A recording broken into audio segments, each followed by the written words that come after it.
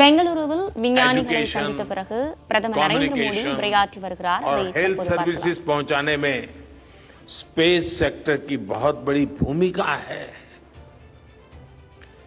इन दिनों आजादी के अमृत महोत्सव के निमित्त जो जिले जिले में अमृत सरोवर बन रहे हैं, उसका भी टैगिंग, उसके भी मॉनिटरिंग स्पेस के द्वारा ही हो रही है. बिना स्पेस टेक्नोलॉजी के हम टेलीमेडिसिन और टेली एजुकेशन की कल्पना तक नहीं कर सकते. स्पेस साइंस ने देश के रिसोर्सेज के ऑप्टिमम यूटिलाइजेशन में भी बहुत मदद की है. हमारे देश के एग्रीकल्चर सेक्टर को ताकत देने में, मौसम का अनुमान लगाने में स्पेस सेक्टर जो मदद करता है, वो देश का हर किसान जानता है. आज वो देख लेता है अपने मोबाइल पर अगले सप्ताह मौसम का क्या हाल है. देश के करोड़ों मछुआरों को आज नाविक सिस्टम से जो सटीक जानकारी मिल रही है, वो भी आप ही की देन है. आज जब देश में बाढ़ आती है, कोई प्राकृतिक आपदा आती है, भूकंप आता है, तो हालात की गंभीरता का पता लगाने में आप सबसे पहले आगे आते हैं. जब साइक्लोन आता है तो हमारी सैटेलाइट्स उसका सारा रूट बताती हैं, सारी टाइमिंग बताती हैं, और लोगों की जान भी बचती है, संपत्ति भी बचती है. और सिर्फ साइक्लोन के कारण जो संपत्ति बचती है ना, उसका अगर जोड़ लगा दे तो आज स्पेस का जो खर्चा है उससे वो ज्यादा हो जाता था.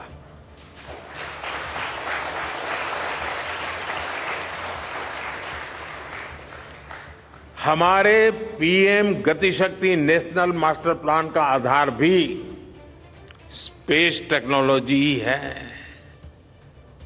और आज दुनिया भारत के इस गतिशक्ति प्लेटफॉर्म का अध्ययन कर रही है कि प्लानिंग और मैनेजमेंट में ये प्लेटफॉर्म कितना उपयोगी हो सकता है. इससे प्रोजेक्ट्स की प्लानिंग, एजुकेशन और मॉनिटरिंग में काफी मदद मिल रही है. समय के साथ बढ़ता हुआ स्पेस एप्लीकेशन का ये दायरा हमारे युवाओं के लिए अपॉर्चुनिटीज भी बढ़ा रहा है, अवसर बढ़ा रहा है. और इसलिए आज मैं एक सुझाव भी देना चाहता हूं, और मैं चाहूंगा कि आपके यहां से जो रिटायर्ड लोग हैं, वे इसमें काफी मदद कर सकते हैं. अब ये मत बोलिएगा कि इतनी सुबह सुबह मोदी जी यहां आए और कुछ काम भी दे करके जा रहे हैं. साथियों, मैं चाहूंगा कि इसरो केंद्र सरकार के विभिन्न मंत्रालय और राज्य सरकारें मिलकर गवर्नेंस में स्पेस टेक्नोलॉजी पर एक नेशनल हैकाथॉन का आयोजन करें. इस हैकाथॉन में ज्यादा से ज्यादा युवा, ज्यादा से ज्यादा यूनिवर्सिटी, ज्यादा से ज्यादा नौजवान वो शामिल हो, जुड़े. मुझे विश्वास है ये नेशनल हैकाथॉन हमारी गवर्नेंस को और प्रभावी बनाएगा, देशवासियों को मॉडर्न सॉल्यूशंस देगा. और साथियों, आपके अलावा मैं अपनी युवा पीढ़ी को एक और टास्क अलग से देना चाहता हूं. और होमवर्क के दिए बिना बच्चों को काम करने का मजा नहीं आता है.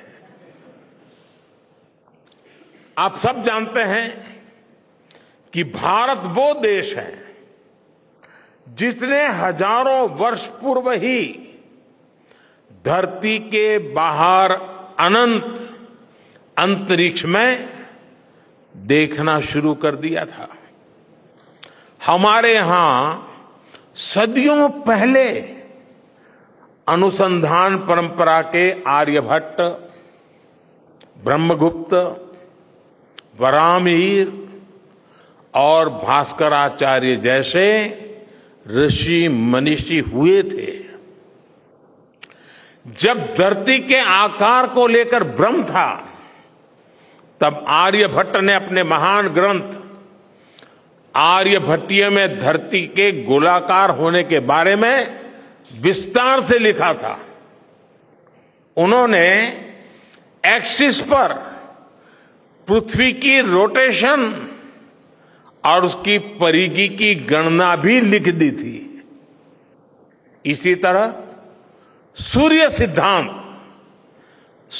सिद्धांत जैसे ग्रंथों में भी कहा गया है। பெங்களூருவில் பிரதமர் நரேந்திர மோடி உரையாற்றியதை தற்போது பார்த்தோம்.